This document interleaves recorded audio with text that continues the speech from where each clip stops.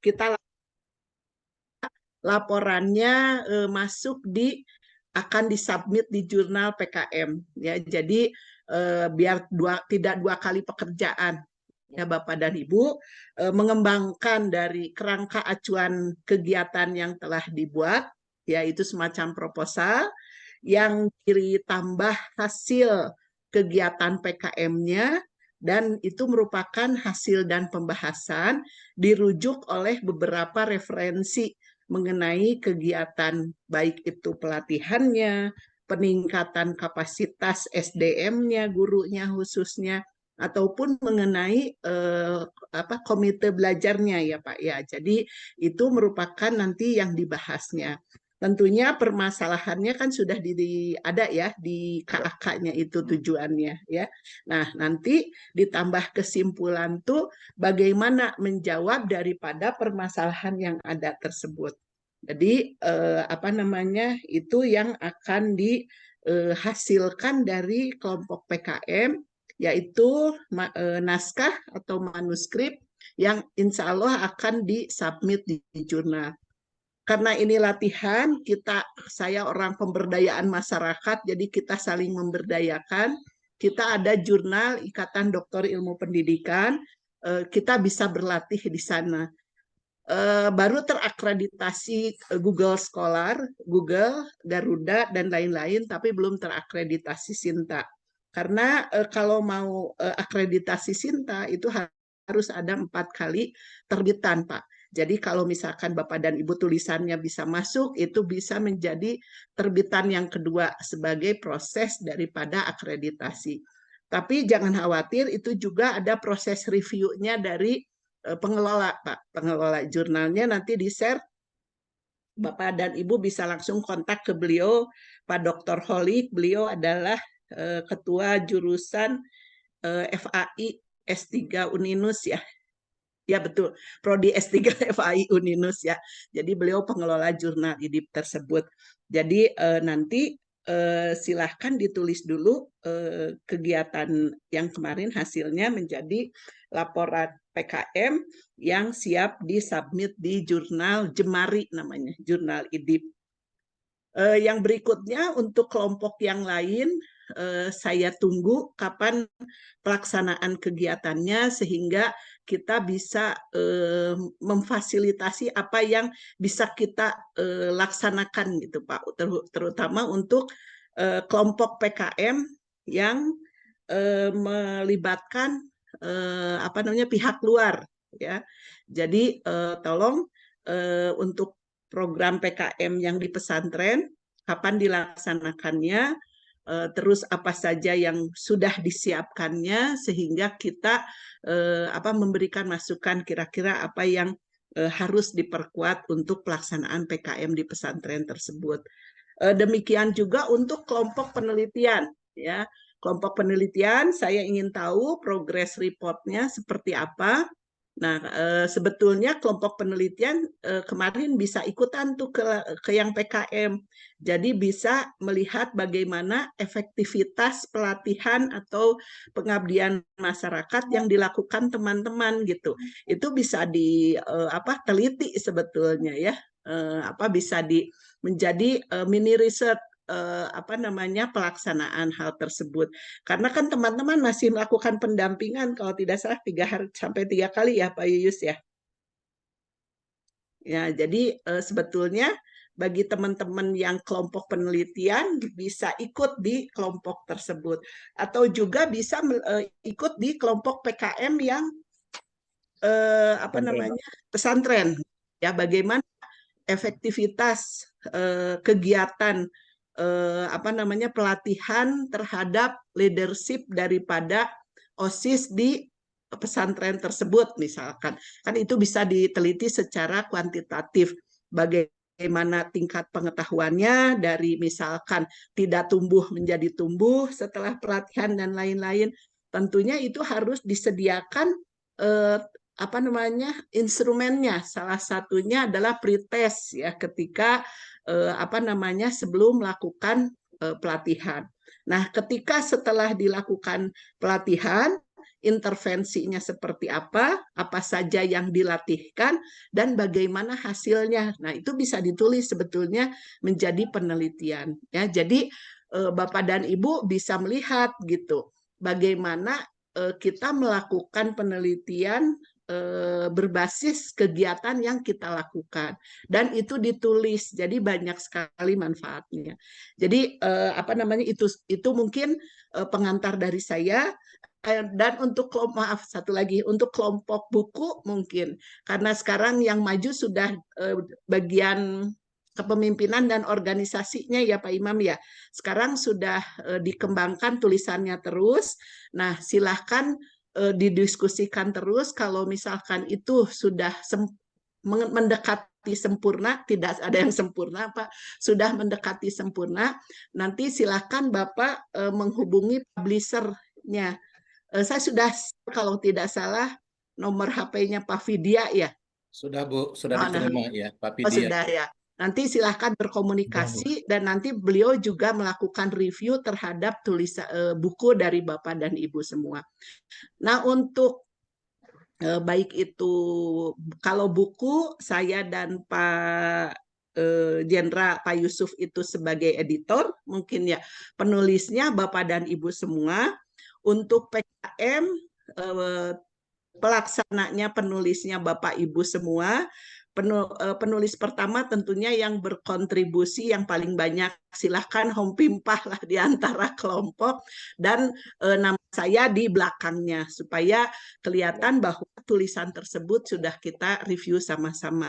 Demikian juga yang di penelitian ya. Jadi nama saya dengan Pak Yusuf jangan nomor 1 ya Pak ya, karena itu adalah hasil karya Bapak dan Ibu tekaci gitu ya, kalau itu atas nama dosen gitu ya. Jadi kita hanya sebagai penulis keempat dan seterusnya, atau penulis keberapapun, tapi harus ada nama kita supaya memperlihatkan bahwa tulisan tersebut sudah kita review sama-sama.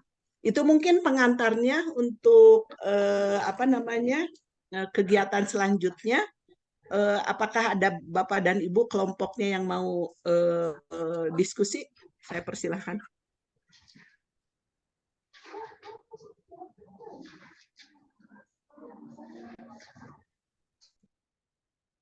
Bu, boleh saya bertanya sedikit tentang Sinta, Bu? Mangga Pak Tatang, silahkan. Terima kasih Bu Dokter, dan maaf teman-teman. Itu kan ada informasi Sinta 1, 2, 3 sampai 6, bahkan ada klasifikasi nilai gitu. Terus ada tim akreditasi yang disebut Arjuna. Itu gimana mekanismenya sih Bu? Bisa menentukan Sinta 1, 2, 3 dari mana gitu? Dari banyaknya jurnal atau kualitas jurnal atau apa sih? Mohon arahan Bu, makasih. Terima kasih Pak. Jadi Sinta 1 sampai 6 itu adalah pengindeks dari Kemendikbudristek. Jadi yang mengindeksnya Kemendikbudristek ya. Jadi dari jurnal itu akreditasinya apakah masuk Sinta 1 sampai 6. Nah, klasifikasi tersebut tentunya ditentukan oleh para pengelola jurnal. Salah satunya adalah lembaga independen relawan jurnal Indonesia, Pak. Dan itu salah satunya juga saya ikut serta di situ. Jadi semua jurnal yang terdaftar di Sinta itu harus terakreditasi oleh lembaga tersebut. Nah, tahapan akreditasinya sama dengan akreditasi sekolah, Pak, atau perguruan tinggi gitu.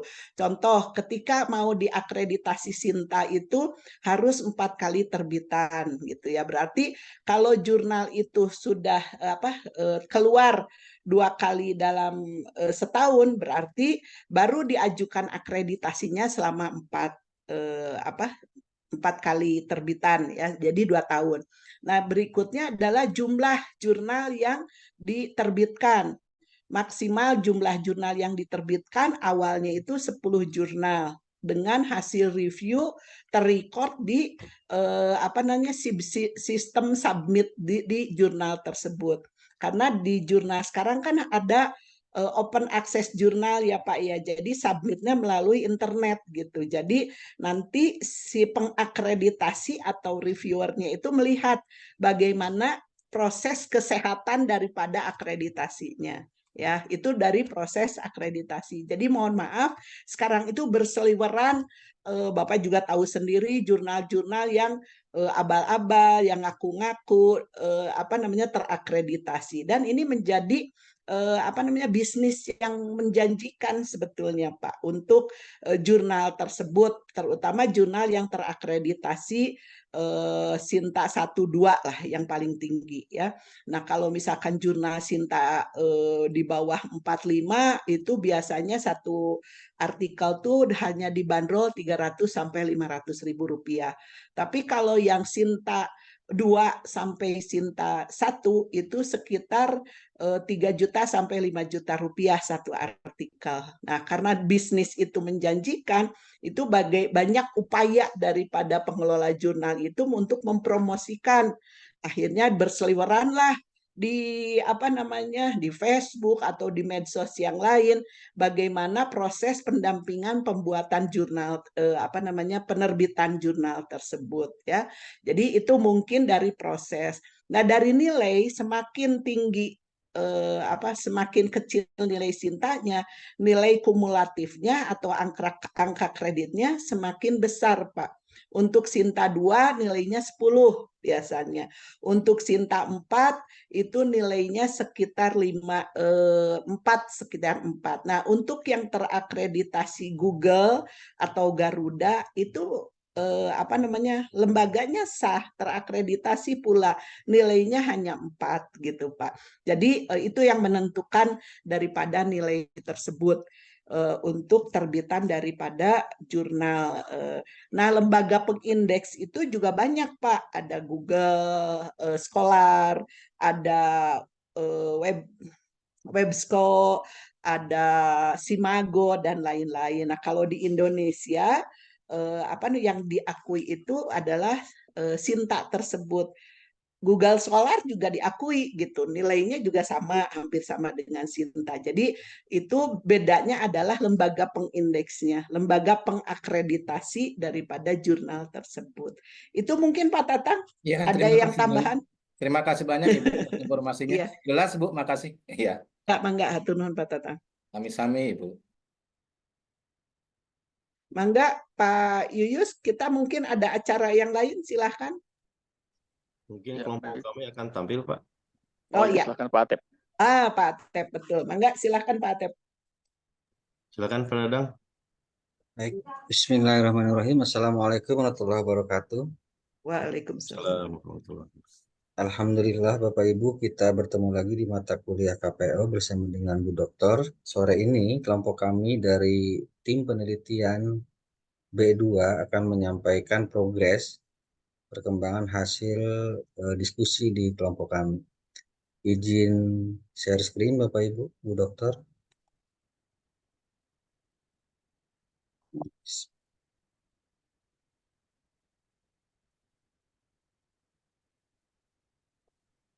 Nampak Bapak Ibu? Iya, Pak. Sudah, Jelas. Pak Dadang, bagus, sudah kelihatan. Baik. Penelitian ini berjudul Kepemimpinan Kepala Sekolah dalam Meningkatkan Mutu Pendidikan di SMAN 16 Bandung. Sebelum kita lanjutkan, Bapak Ibu, mari kita buka dengan bacaan basmalah. Bismillahirrahmanirrahim. Selanjutnya, untuk penyampaian presentasi dari kelompok kami, yang pertama Pak Atep itu akan menyampaikan latar belakang, kemudian rumusan masalah dan penutasan masalah. Kemudian yang kedua Bu Eli akan menyampaikan manfaat, tujuan dan manfaat penelitian, juga kajian pustaka. Kemudian yang ketiga Bu Popi akan menyampaikan tentang metode penelitian. Untuk itu kepada Pak Atep dipersilakan. Mangga Pak Atep. Pak Atep. Oh, Pak Atep kemana? Mic-nya masih di mute Pak Atep. Oh, mikir. Pak Atep.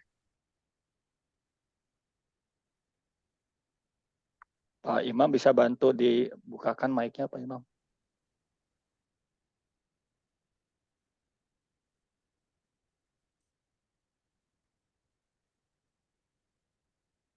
Pak Atep atau ke Bu Eli dulu? Bisa, Pak Ya, Atep. sudah Pak. Oh, siap. Mangga, aja. Ini tadi ya ada kesalahan. Maaf. Terima kasih Pak Dadang dan Ibu Doktor serta rekan-rekan semua. Selamat sore dan Assalamualaikum warahmatullahi wabarakatuh. Waalaikumsalam. Eh, Pada kesempatan kali ini saya akan menyampaikan progres laporan dari kelompok kami, yaitu mengenai penelitian yang dilaksanakan di sekolah mengenai kepemimpinan kepala sekolah dalam meningkatkan mutu pendidikan di SMA Negeri 16 Bandung. Saya akan membacakan latar belakang permasalahan ini. Sebelumnya juga perkenalkan bahwa yang melakukan penelitian pada kelompok ini adalah yang pertama Pak Dadang Rosada, Ibu Eli Siti Rodia, kemudian Ibu Popi Hidayanti, serta saya sendiri Atep Didin Harudin. Yang pertama latar belakang. Pada latar belakang ini kami menyampaikan bahwa keberhasilan sebuah sekolah itu tidak terlepas dari keberhasilan kepemimpinan seorang kepala sekolah. Dan Zeng itu pada tahun 2017 mengutarakan bahwa kepemimpinan kepala sekolah memiliki peranan yang sangat penting dalam efektivitas dan peningkatan sekolah. Sehingga kepemimpinan kepala sekolah merupakan hal yang sangat penting, juga diharapkan mampu menjalankan kepemimpinan yang efektif, dalam arti dapat mengembangkan dan membangun kepemimpinan berorientasi pada manajemen sekolah. Itu yang disampaikan oleh Mahfud pada 2021. Kemudian berbagai kebijakan kepala sekolah juga sangat mempengaruhi mutu pendidikan, seperti yang dikatakan oleh Kara Cabe pada tahun 2020.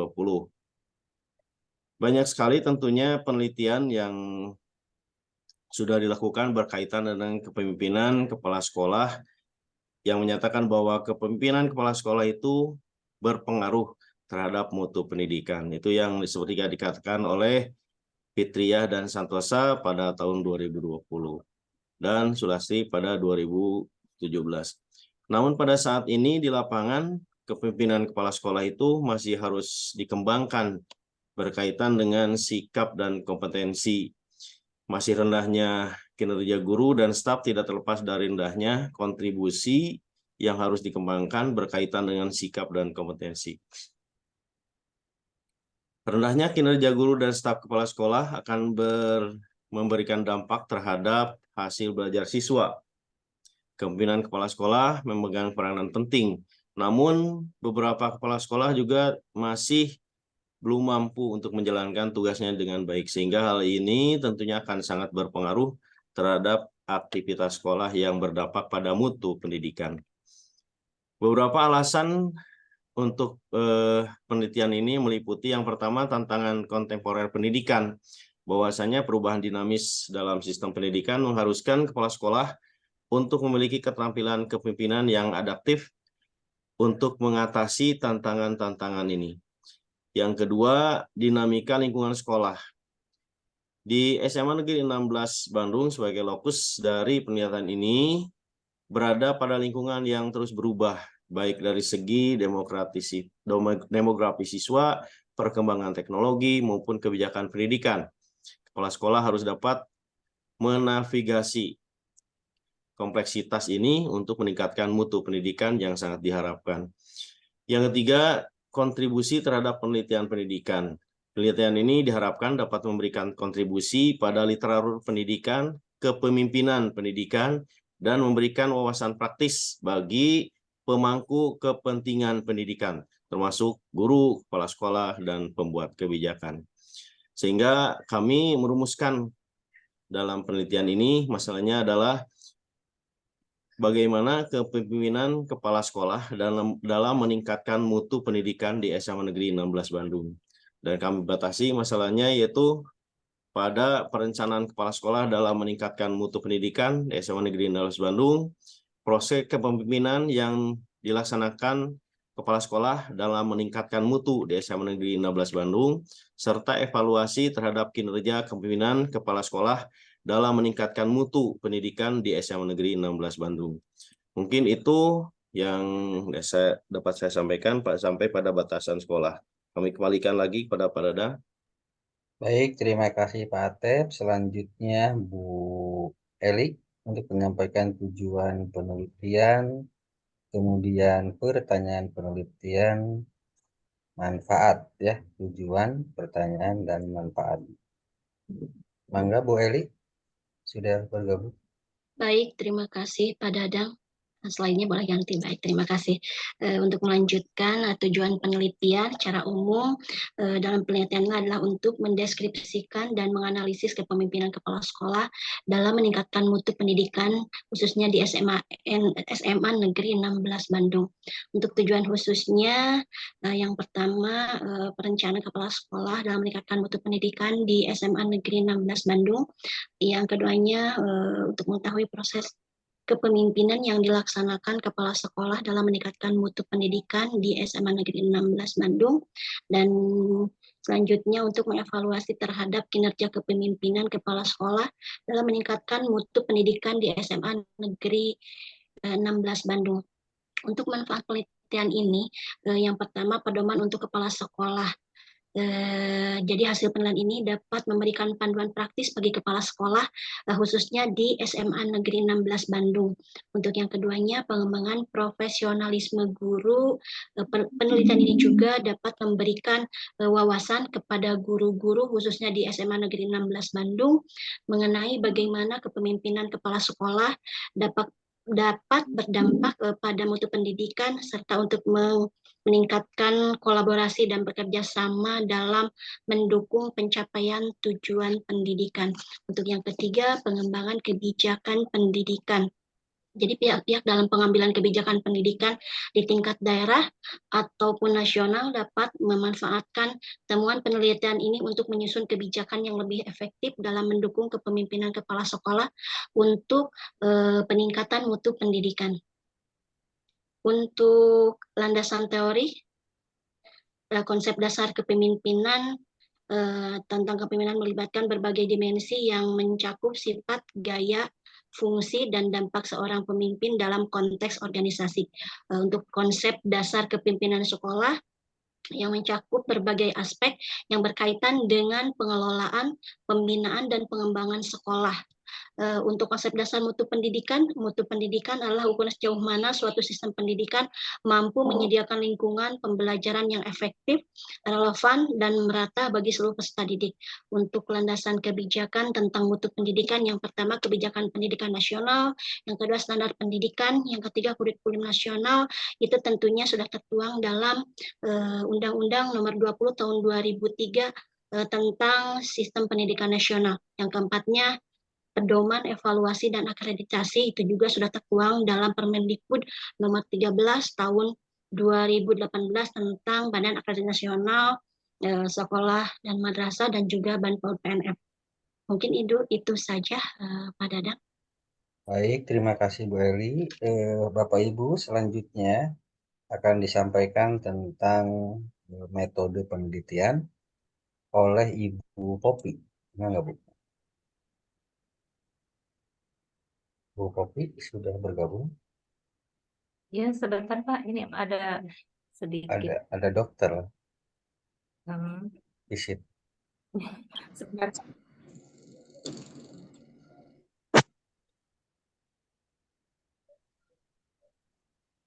Di-handle aja dulu Pak Dadang. Boleh ya? Iya, di-handle dulu aja Pak Dadang. Oke. Izin ya, Bu Popi.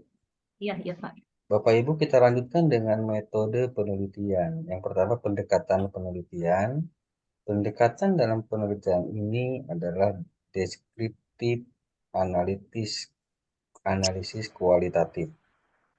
Pendekatan ini menganalisis, menggambarkan, dan meringkas berbagai kondisi, situasi dari berbagai data yang dikumpulkan berupa hasil wawancara atau pengamatan mengenai masalah yang diteliti yang terjadi di lapangan. Yang kedua, teknik pengumpulan data. pada penelitian ini teknik pengumpulan datanya berupa 3 teknik, yaitu yang pertama wawancara, kemudian yang kedua observasi, dan yang ketiga studi dokumentasi. Lalu yang ketiga teknik analisis data. Yang pertama reduksi data, yang kedua penyajian data, dan yang ketiga penarikan kesimpulan. Demikian Bapak Ibu dan Bu Dokter, progres rancangan penelitian yang telah kelompok kami lakukan, dan untuk temuan itu masih dalam proses ya Pak Atep ya. Jadi ada beberapa data yang belum selesai. Jadi kami mohon izin, kami hanya bisa menyampaikan sampai metode penelitian. Untuk temuan hasil dan pembahasan insya Allah di lain waktu dan kesempatan. Terima kasih Bapak Ibu. Silakan bagi Bapak Ibu yang ingin memberikan masukan, saran, atau bagaimana Bu Dokter? Mangga, betul Pak. Diskusi ya? Ya. Masukan nanti saya yang terakhir. Terus. Mangga, dipersilakan Bapak Ibu untuk memberikan tanggapannya. Kita sampai jam 17 ya? Ya. 15 menit terlalu lama. Kembali lagi ke judul Pak Dadang. Judul boleh? Terima kasih. Terima kasih. Judul ini. Oh.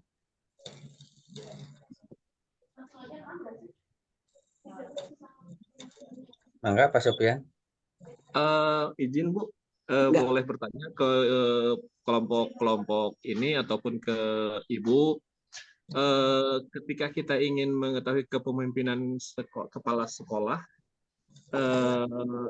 ini kepemimpinan sekolah secara umum atau spesifik ke tanda kutip kepala sekolah SMA 16 saja? Maksud saya,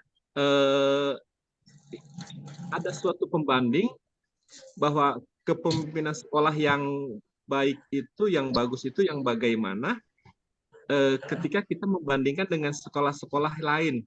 Misalkan SMA 16 kepala sekolah ini, kemudian ada kepala sekolah yang lain yang kepala sekolahnya memiliki prestasi yang bagus gitu ya, baik di tingkat kota ataupun tingkat provinsi. Jadi menjadikan suatu pembanding bahwa kepemimpinan sekolah itu kepemimpinan sekolah yang meningkatkan mutu itu yang seperti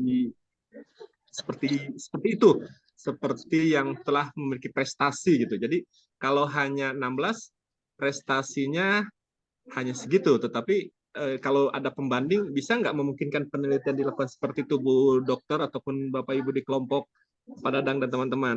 Nuhun Pak Dadang. Baik, terima kasih Pak Sofian menyampaikan pertanyaan terkait dengan apakah kepemimpinan di dalam penelitian ini khusus untuk di SMA 16 Bandung atau mungkin bisa juga dibandingkan dengan kepala sekolah di sekolah yang lain. Nah, kemudian apa yang menjadi ukuran atau standar perbandingannya? Barangkali kita langsung menjawab ya, biar TikTok nanti. Pak Asep sabar dulu ya. Nanti kalau ditulis lupa. Pak Atep, Atanapi Bu Eli, Atanapi Bu Kopi, mangga badai menanggapi. Ya, saya tanggapi dulu ya Pak ya. Silakan Pak. Ya, Pak Sofian, terima kasih atas pertanyaannya, dan memang yang akan kami bahas atau yang kami teliti itu adalah mengenai kepemimpinan khusus di SMA 16 dibandingkan bukan dengan kepemimpinan yang ada di sekolah lain, tetapi merujuk pada kepemimpinan yang ada pada teori yang ada sesuai dengan rujukan-rujukan yang ada. Jadi rujukannya adalah teori gitu. Jadi penerapannya kepemimpinan yang ada itu seperti apa, kemudian nanti apakah di SMA Negeri 16 itu sudah dilaksanakan pola kepemimpinan yang seperti ini, itu apakah memang sesuai dengan pola kepemimpinan yang ada dalam teori gitu.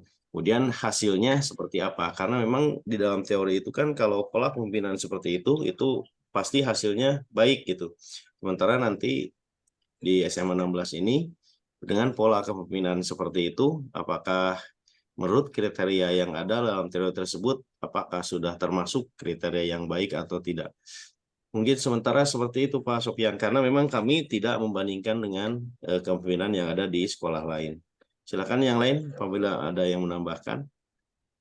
Baik, terima kasih Pak Atep. Jadi penjelasan dari Pak Atep tadi Pak Sopyan, penelitian ini adalah studi deskriptif, analitis deskriptif di SMAN 16 Bandung. Gitu.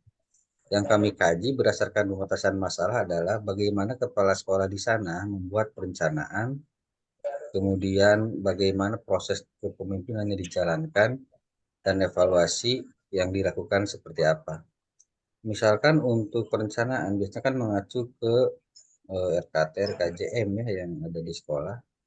Itu akan menjadi bahan kajian kita nantinya, lalu dilihat bagaimana proses kepemimpinannya, apakah berbasis pembelajaran berdasarkan teori ini ya, apakah berbasis nilai, atau di situ ada inovasi dan perubahan yang dilakukan oleh kepala sekolah di sana. Lalu yang ketiga terkait dengan evaluasi kinerja kepemimpinan. Mungkin ini bisa dilihat dari PKKS ya Pak Atep ya, hasil PKKS, atau mungkin juga dari secara keseluruhan dari raport pendidikan di 19 Bandung, bagaimana hasilnya terkait dengan mutu pendidikan di sana. Demikian Pak Sopyan. Nuhun. Hanya catatan dari saya aja, Pak Atep, untuk menghindari nilai subjektivitas ya. Artinya ketika kita melakukan penelitian ini, data-datanya yang bagus itu adalah yang objektif.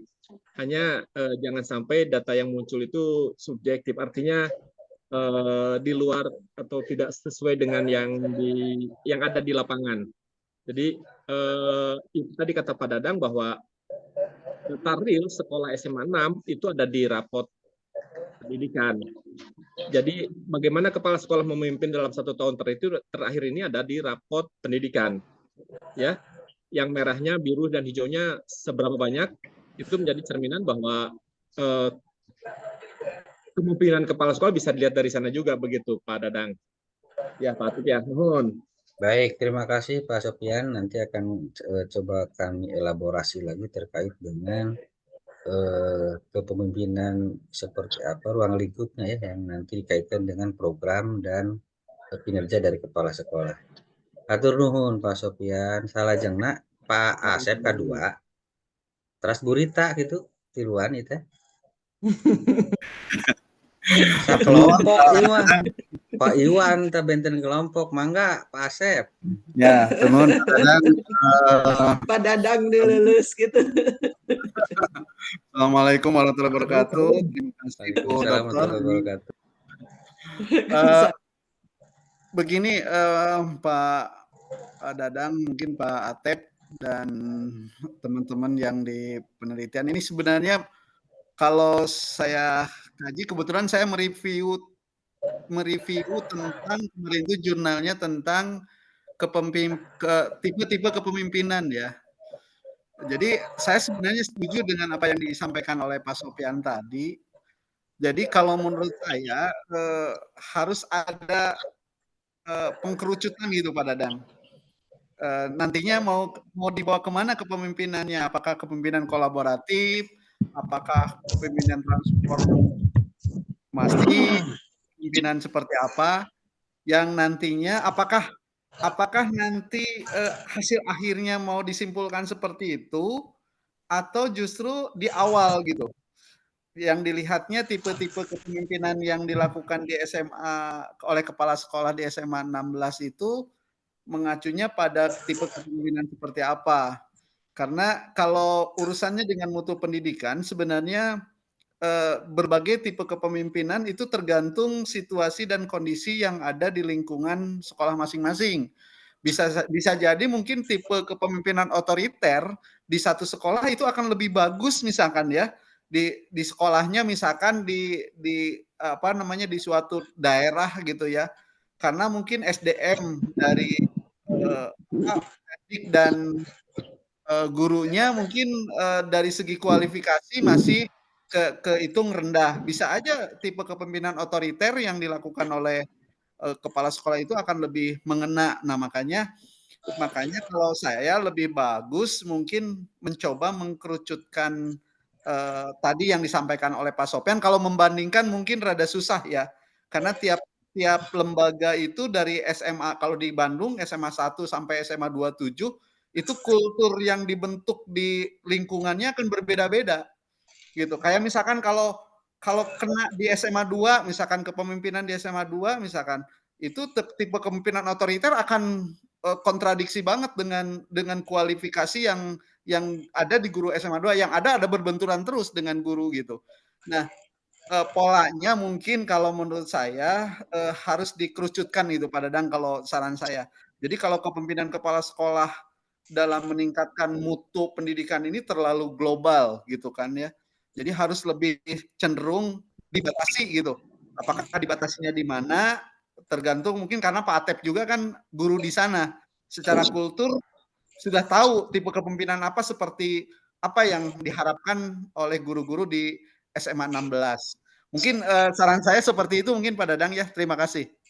Baik, terima kasih Pak Asep. Saya langsung komentari saja ya. Pak Asep senada dengan Pak Sopian itu pada prinsipnya menyarankan untuk lebih menspesifikkan terkait dengan gaya kepemimpinan di SMA 16 Bandung. Misalkan kepemimpinan kolaboratif, ya di sini ini judulnya nih, kepemimpinan kolaboratif kepala sekolah dalam meningkatkan mutu dan seterusnya. Itu nanti dicatat sebagai masukan ya Bapak Ibu. Ya, betul. Pak Atep dan teman-teman. Oke, lanjut ya. Bu Rita, mangga Bu Rita. Terima kasih. Sebentar ya ini. Di ruangan yang sama saya Pak Asep. Terima kasih Pak Dadang kesempatannya. Mohon maaf tadi agak terganggu karena kami di ruangan yang sama Bu Dokter, saya Pak Asep dan Bu Winda. Sebetulnya yang barusan dibahas Pak Sopyan dan Pak Asep, saya juga tadinya akan membahas berkaitan seperti itu.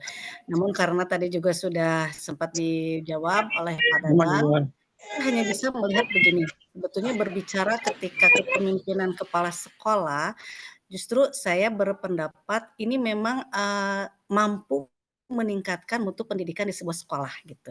Jadi bagaimanapun tipe kepemimpinan kepala sekolah ini signifikan dengan kinerja guru di sekolah. Seharusnya seperti itu gitu. Sehingga apa yang dilakukan oleh kepala sekolah adalah bagaimana beliau gitu ya bekerja berdasarkan kultur sekolahnya. Tadi kan disebutkan seperti itu ya kulturnya, sehingga beliau mengembangkan tipe kepemimpinannya berdasarkan kultur yang ada di sekolah tersebut. Nah, sehingga beliau akan tahu mana yang kurang, mana yang harus dikembangkan lebih jauh, mana yang akan menjadi inovasi ketika beliau mempelajari kultur di sekolahnya itu sendiri. Nah, kemudian berkaitan dengan bahwa kepemimpinan sekolah ini selain berpengaruh terhadap peningkatan mutu sekolah juga. Tadi Pak Sopyan sempat berbicara berkaitan dengan bagaimana kita mampu mengukur kepemimpinan seorang kepala sekolah. Salah satu di antaranya adalah tentang PKKS, penilaian kinerja kepala sekolah. Itu juga salah satu indikator kita bisa melihat bagaimana kita mampu melihat kepemimpinan kepala sekolah di sekolah kita. Sebetulnya satu sisi ini juga bisa menjadi acuan bagi pengambil kebijakan terkait dengan penilaian kepala sekolah di sekolah tersebut. Mampukah beliau memimpin sekolahnya dan meningkatkan mutu atau kualitas sekolah? Sehingga ketika kita tahu rotasi misalnya ya, berkaitan dengan rotasi atau penempatan kepala sekolah, itu terkadang juga melihat dari bagaimana hasil dari kinerja kepala sekolah itu selama masa periode dia memimpin sebuah sekolah. Contohnya begini deh, sekolah yang ketika gitu dinilai di PKKS-nya, ketika nilainya tinggi misalnya dan sebagainya, selalu ada harapan dia naik, misalnya beliau naik ke level yang lebih tinggi. Kalau dulu kan ada klaster 1, 2, dan 3 misalnya gitu. Itu terkadang juga signifikan dengan penilaian yang dilakukan oleh guru ketika beliau memimpin di sekolahnya. Jadi sebetulnya keberhasilan keberhasilan seorang pemimpin sekolah ketika dia mampu mengembangkan inovasi berasal dari kultur sekolahnya itu sendiri. Jadi memang harus mengerucut, betul seperti tadi Pak Sofyan dan Pak Asep. Kalau saya sih pendapat seperti itu. Hanya salah satu yang harus kita lihat adalah yaitu tadi berkaitan dengan indikator penilaian bisa kita lihat dari pelaksanaan PKKS, dan ini bisa menjadi patokan juga bagi pengambil kebijakan ketika yaitu tadi untuk mutasi, rotasi, dan sebagainya.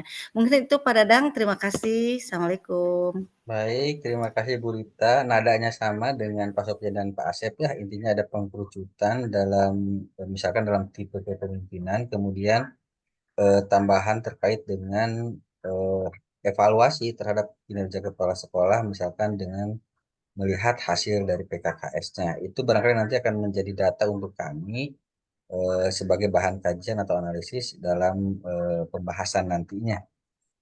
Terima kasih Bu Rita. Atau ada tambahan dari yang lain dulu? Pak Atep, Bu Eli, sarang Bu Kopi. Cukup ya, sarannya sama ya? Lanjut ya. Ya, dilanjut aja. Waktunya 3 menit lagi. Pak Erwin nggak kebagian nanti.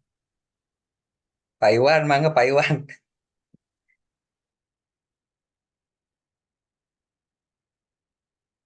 Masih di mute Pak Iwan.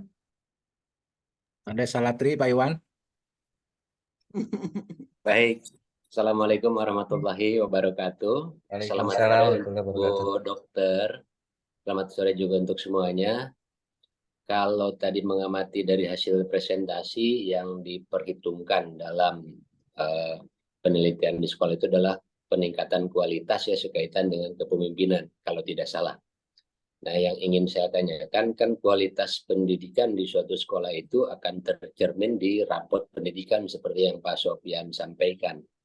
Kemudian sebelum menjadi raport pendidikan itu menilai kinerja dalam 1 tahun, tentu saja sebelum kinerja dilakukan ada perencanaan dari kepala sekolah, yaitu membuat rencana strategis atau peta jalan sekolahnya, atau bisa disebut juga dengan RKJM. Nah, dari RKJM itu kemudian tindakan kepemimpinan dilakukan sehingga hasil dari tindakan kepemimpinan kepala sekolah itu tercermin dari raport pendidikan. Nah, setelah berhasil memperoleh informasi kualitas pembelajaran dan lain-lain yang tercantum dalam raport pendidikan, yang saya ingin tanyakan apakah ada cerminan analisis dari raport pendidikan itu sehingga IRB dari perencanaan berbasis data berdasarkan IRB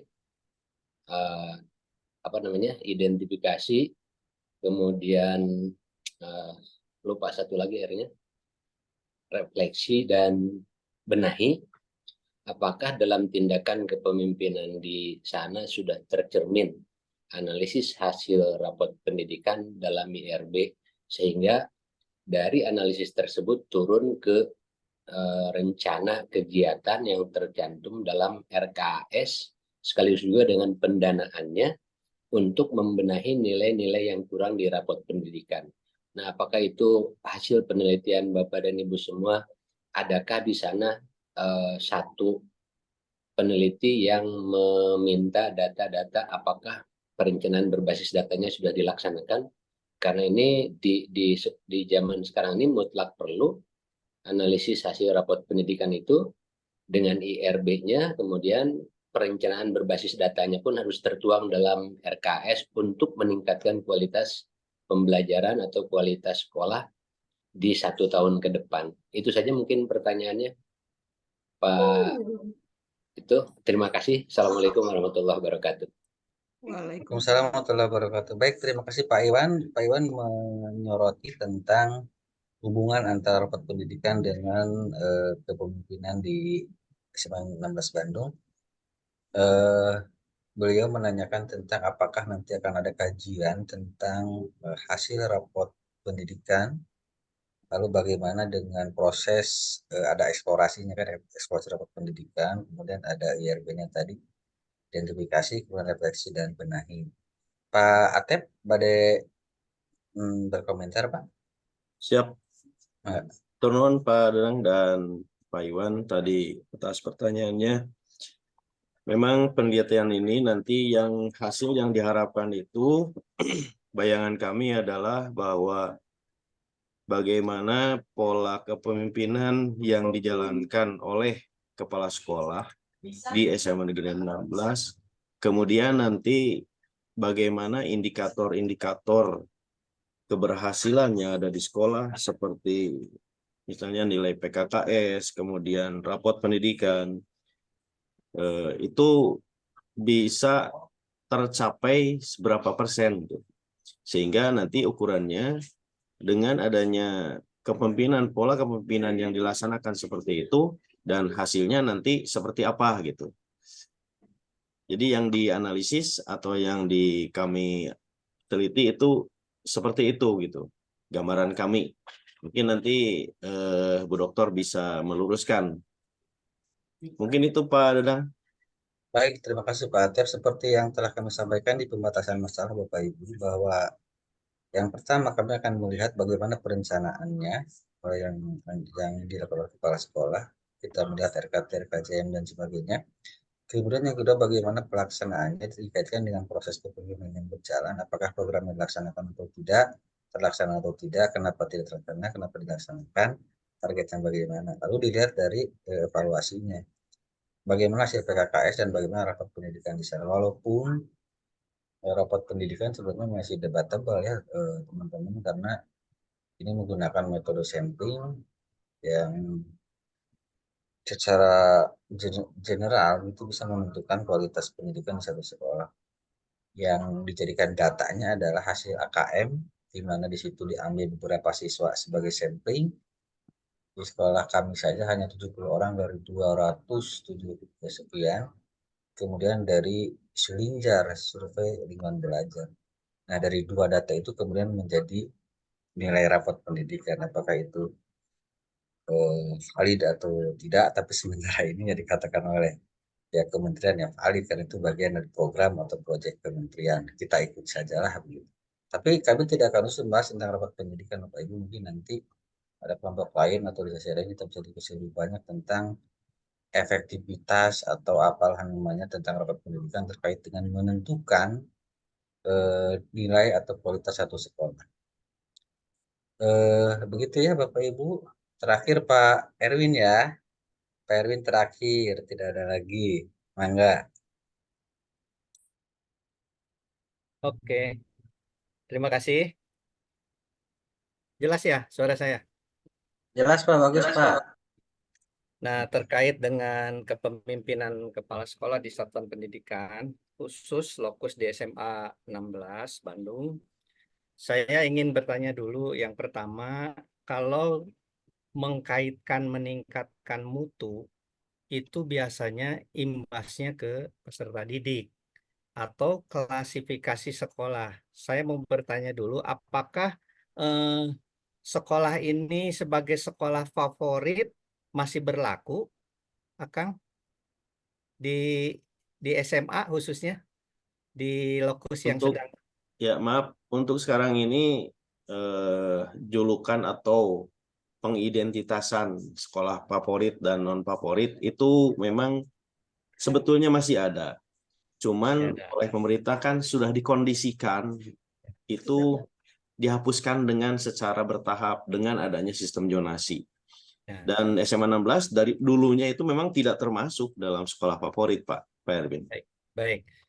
Kenapa pertanyaan saya ke arah sana? Saya ingin jelas dulu statusnya SMA ini. Apakah masih berlaku favorit tidak favorit? Ternyata pemerintah sudah secara bertahap akan menghilangkan istilah itu. Nah, dibuktikan dengan kondisi PPDB berarti ya Pak, istilahnya ya. PPDB kaitannya dengan mutu sekolah adalah pada saat penerimaan siswa ke sekolah tersebut, karena zonasi ini kan ada bobotnya kalau nggak salah 50% ya, sisanya prestasi dan lain-lain. Nah, ini akan terrefleksikan terhadap mutu pendidikan, karena konsep mutu pendidikan itu dibuat setelah jumlah ataupun apa namanya rombel di sekolah tersebut terbentuk, betul tidak ya Pak? Misalnya rombelnya dari 10 naik menjadi 12 karena ada perubahan-perubahan dan lain-lain. Sehingga ketika kita merumuskan atau mengistilahkan mutu pendidikan, tentunya akan diimbangi dalam 1 tahun itu dengan konteksnya di anggaran. Karena mutu pendidikan itu ternyata memang mahal. Dan ini terkait dengan anggaran. Kenapa saya bicara anggaran? Karena sepemahaman saya, sekolah tingkat SMA itu resources pendanaannya kan ada 3 ya. Dari BOS, kemudian BOD, satunya lagi dari partisipasi orang tua dalam bentuk iuran. Nah, saya nggak tahu di Bandung apakah masih berlaku iuran tersebut atau sudah bahasanya hanya 1 kali aja. Nah, terus yang berikutnya karena kajian ini belum lengkap, sehingga saya tadi bertanyanya yang pertama tentang mutu itu ketika diimplementasikan sekolah itu favorit tidak favorit. Kedua, setelah itu terjawab akan dibahas ke masalah PPDB, sehingga itu nanti ada kaitannya dengan masalah pendanaan ataupun sumber dana untuk meningkatkan mutu, karena sekolah tentunya mempertahankan dan meningkatkan mutu pendidikan. Apa itu variabelnya? Bisa dari eskul yang bertambah, ekstrakurikuler yang bertambah, kemudian sekolah sudah berkolaborasi dengan sekolah lain dalam bentuk lomba-lomba, kemudian prestasi sekolah mengikuti kegiatan-kegiatan baik lokal, nasional maupun internasional, itu serta-merta akan meningkatkan mutu. Nah, kemudian saya ingin bertanya juga bahwa di SMA 16 itu secara populasi kira-kira jumlahnya berapa ya setiap tahun? Ada peningkatan atau stuck atau ada penurunan, Pak Bundan? Mengenai jumlah, Pak, sebetulnya di SMA di Bandung itu kalau menurut pendaftar selalu overload, Pak. Oh iya. Semua SMA negeri di Kota Bandung itu selalu overload dan tidak pernah kekurangan siswa. Malah kelebihannya itu banyak sekali. Kemarin saja dari pendaftar itu yang diterima itu hanya sekitar 60% yang bisa kami serap dari pendaftar yang ada. Itu di lingkungan SMA 16. Apalagi kalau di sekelas SMA 2 gitu ya, seperti pas SMA 3, SMA 5 itu mungkin hanya sekitar berapa persennya gitu yang terserap. Itu tidak bisa dijadikan ukuran kalau misalnya penambahan rombel, penambahan jumlah siswa yang terserap, karena biasanya itu kebijakannya itu ditentukan dengan adanya fasilitas yang ada gitu.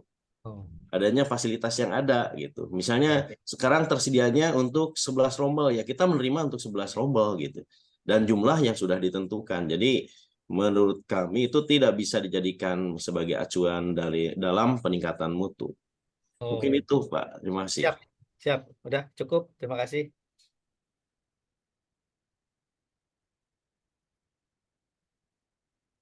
Cukup kan? Baik, terima kasih Pak Erwin. Pak Erwin tadi menyampaikan tentang salah satu acuan untuk pendidikan adalah terlihat dampaknya pada peserta didik ya Pak ya. Misalkan tadi dalam kegiatan ekstrakurikuler, misalkan bertambah jumlah eskul dan sebagainya. Nah, nanti kami akan melihat mutu pendidikan meningkat atau tidak di SMA 16 ini.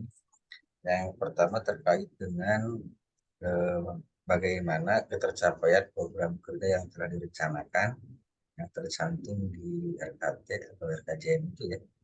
Dan kemudian kami juga melihat bagaimana partisipasi peserta didik dalam setiap program atau kegiatan yang dilakukan sekolah.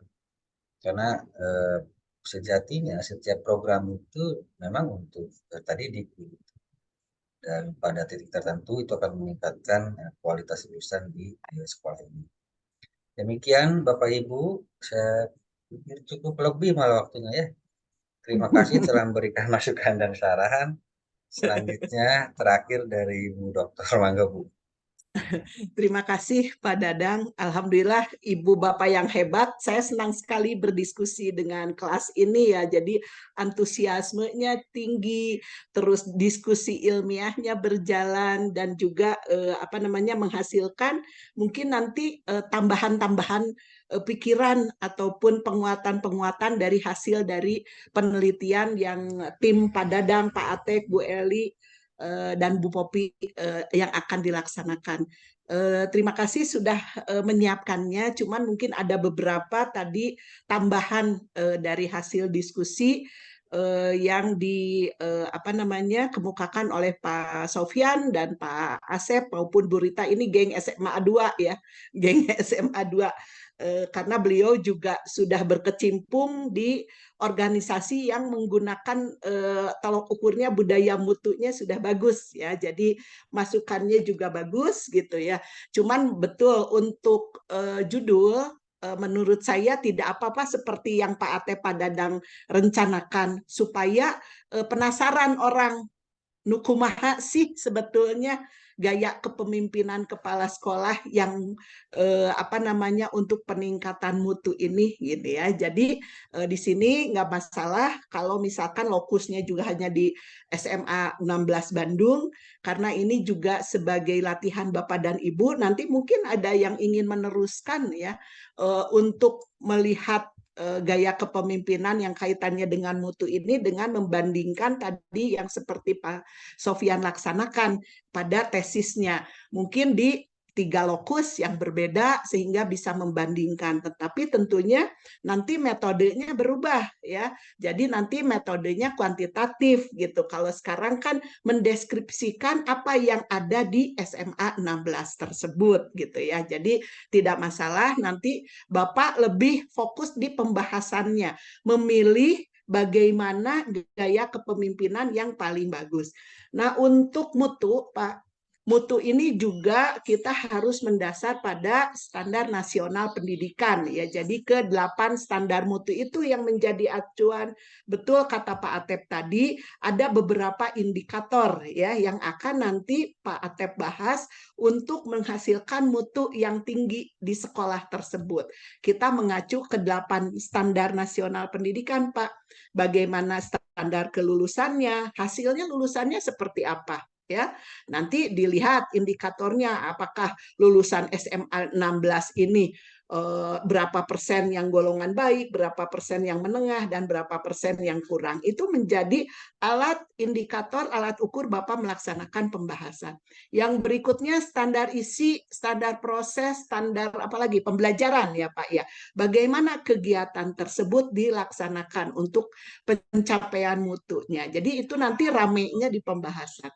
Nah, selain itu juga Bapak juga harus merujuk kepada selain standar nasional pendidikan juga bagaimana konsep dari total quality management.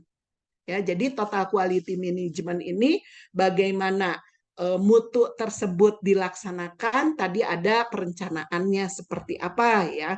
Biasanya di dalam mengembangkan mutu ini ada siklus mutu ini, siklus bagaimana manajemen mutu ini dilaksanakan, mulai dari penetapan, ya penetapan itu perencanaan.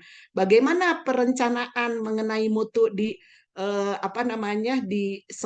kepala sekolah di SMA 16. Yang berikutnya adalah pelaksanaan, prosesnya seperti apa, ya. Yang berikutnya evaluasi, betul. Evaluasinya bagaimana? Yang berikutnya mungkin yang kurang di sini adalah pengendalian, Pak.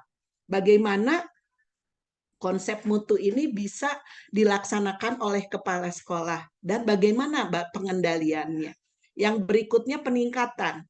di dalam total quality management tentunya ini sangat-sangat berarti bagaimana kepala sekolah ini melaksanakan budaya mutu di sekolah tersebut dengan melaksanakan continuous improvement, karena di dalam total quality management continuous improvement itu adalah yang paling utama gitu ya. Jadi Bapak nanti bisa membedahnya melalui pembahasan tersebut ya, dikaitkan dengan konsep-konsep tadi, standar nasional pendidikan yang merupakan kebijakan pemerintah mengenai mutu, yang berikutnya dikaitkan dengan konsep daripada total quality management ya, bagaimana manajemen mutu di sekolah tersebut dilaksanakan, mulai dari perencanaan, pelaksanaan, evaluasi, pengendalian, dan peningkatan.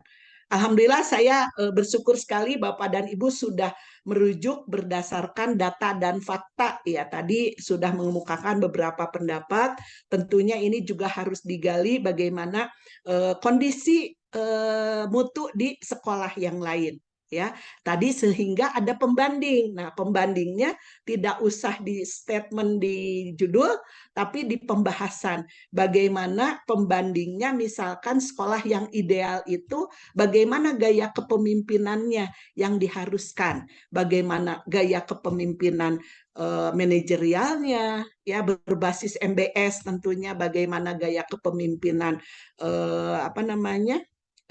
yang memberdayakan semua stakeholder, bagaimana gaya kepemimpinan kolaboratifnya. Nah, itu nanti dibahas pada pembahasan. Sehingga kesimpulannya nanti Bapak bisa men-state kira-kira kepemimpinan yang paling cocok untuk di sekolah SMA Negeri 16 itu seperti apa gitu ya. Jadi berdasarkan pembahasan dari konsep dan kebijakan SMP ini dan siklus daripada mutu itu dilakukan gitu. Nah, tentunya nanti rekomendasinya kalau misalkan punten di SMA 16 itu belum sesuai pemimpinnya gitu. Nanti Bapak bisa merekomendasikan bagaimana yang ideal untuk gaya kepemimpinan di SMA 16 tersebut. Ya, tentunya kita karena ini adalah tulisan akademik dengan tidak akan menyinggung personal maupun lembaga, tentunya hal tersebut bisa dikemas di dalam bentuk rekomendasi supaya hasil penelitian Bapak ini bisa bermanfaat bagi lembaga di mana penelitian itu dilaksanakan gitu ya. Jadi itu sebetulnya paling bagus bahwa penelitian yang kita lakukan ini bisa dimanfaatkan oleh lembaga di mana tempat Bapak dan Ibu melaksanakan penelitian ya, karena di sanalah akan terjadi feedback, akan terjadi peningkatan kegiatan atau perbaikan daripada sesuai dengan konsep total quality management, melaksanakan continuous improvement gitu ya. Jadi nanti itu bisa di dalam rekomendasi dari tulisan Bapak ya. Terima kasih kelompok penelitian, silahkan dilanjutkan ya. Insya Allah 2 minggu beres Panginten Pak Dadang, Pak Atep ya. Amin, amin. Oh, satu lagi metode Pak, bagaimana validasi daripada itu juga tolong dicantumkan. Nah, tentunya dengan melakukan triangulasi ya Pak ya.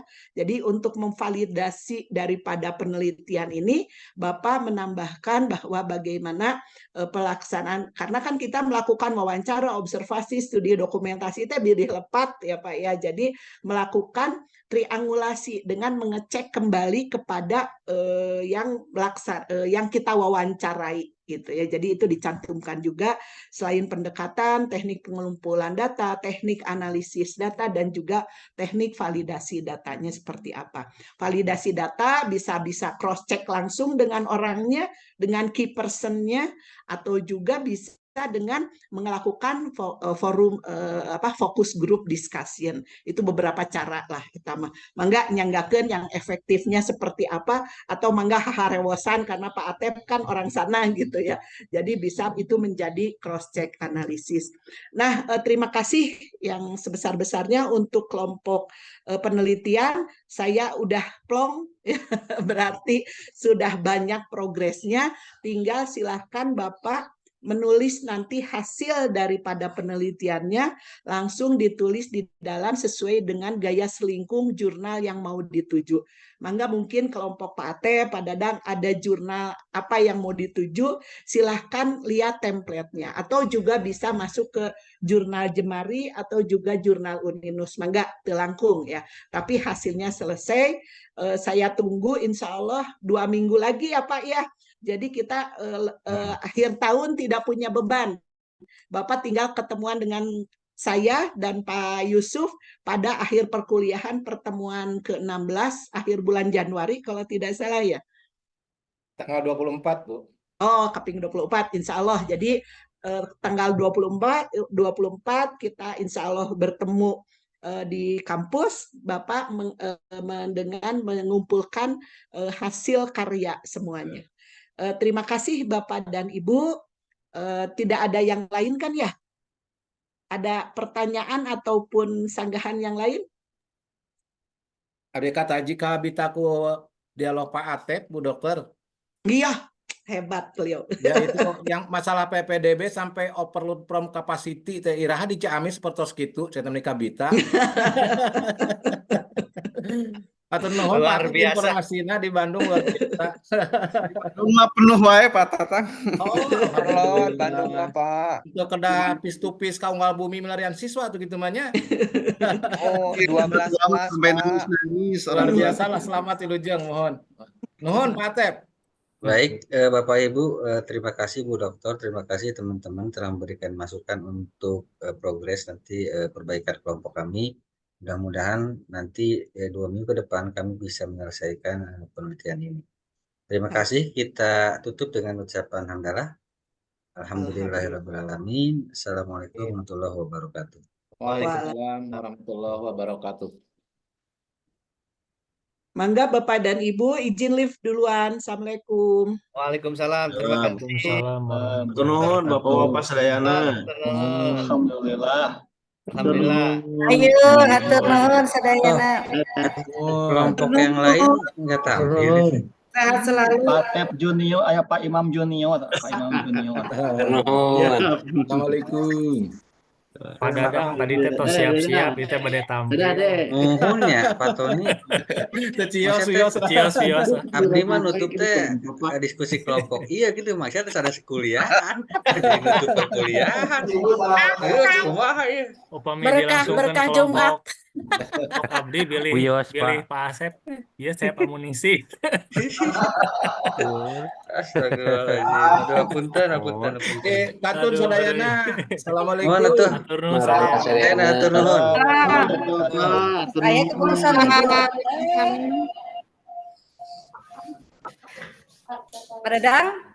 Pak Dadang sudah disiapkan buat besok. Sudah yang kemarin itu ada ditambah. Udah Bu. Beres ya, Teh? Udah ya, Kang Imam matur nuhun, Nak. Ya, beres ya.